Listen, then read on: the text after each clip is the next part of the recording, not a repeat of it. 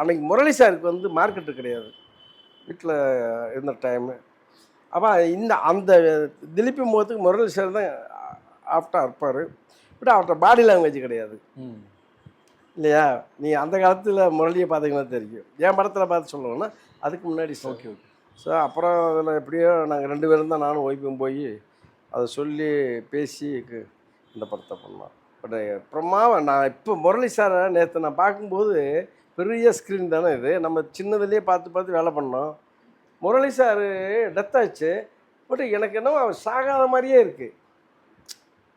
அவர் சாகலை, துருன்னு ஏதோ பண்ணிக்கிட்டு இருக்காரு. அப்போ அவர் ஃபீலே போகலை எனக்கு. அந்த படம் ஃபுல்லாக ஃபீலாகவே இருக்காது.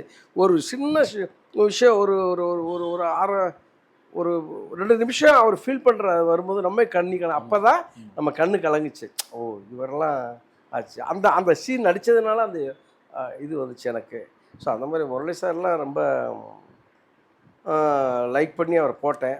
எனக்கு அது சப்போர்ட் பண்ணது நம்ம சௌத்ரி சார்.